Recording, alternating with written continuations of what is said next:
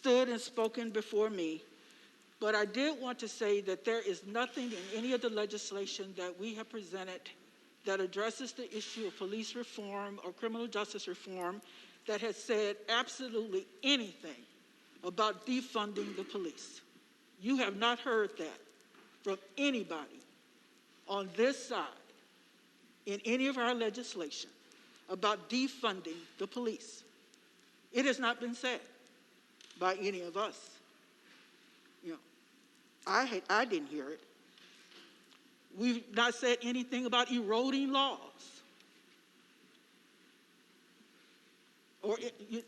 We haven't said that about eroding laws.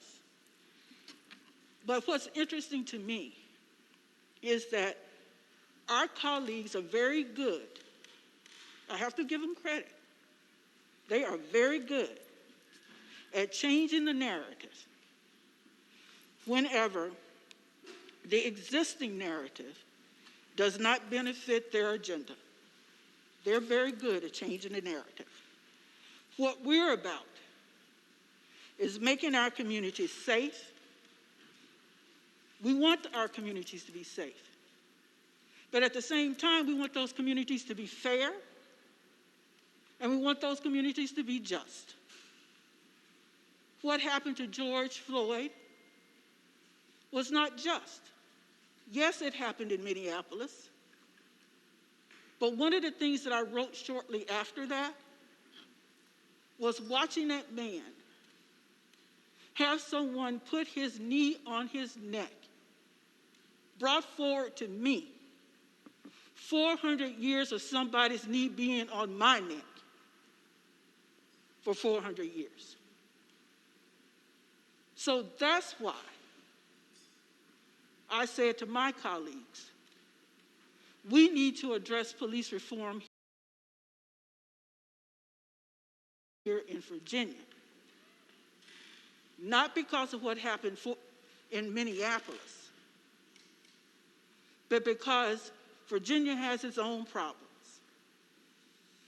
And if we don't think that they don't exist here in Virginia, then we're closing a blind eye to our own problems. Let's get real, Virginia. We did so by going through engagement with our public and transparency. You know, we didn't go through a cloak of darkness in what we were going to do. What we have done, the senator from Eastern Fairfax clearly outlined what we did and how we did it. So my reality comes through the lens of an African-American woman who has to talk to African-American children, particularly African-American boys and men, of how to interact with law enforcement. I'm pretty sure that some of my colleagues do not have to say, watch what you say, how you hold your hand, how you talk, and come home alive. That's why I'm standing here talking about police reform. They don't have to say that to their children. I have to even say that to my 40-year-old nephew who is a retired lieutenant colonel from the Army. Watch what you say and watch what you do. They don't see you as a retired lieutenant colonel in the Army. They see you as a 6'2" black man when they interact with you. Watch what you say and watch what you do. I am here for justice and fairness. That's why I'm here. It's not about defund the police or eroding laws. I'm here for justice and fairness. I condemn the violence. I don't want anybody out there breaking windows or throwing things at the police, or hitting the police. I support law enforcement. I think the Capitol Police did an awesome job, and they continue to do an awesome job. The state police do an awesome job, and I support the state police. But people who protest and do protest for change, and they do so peacefully,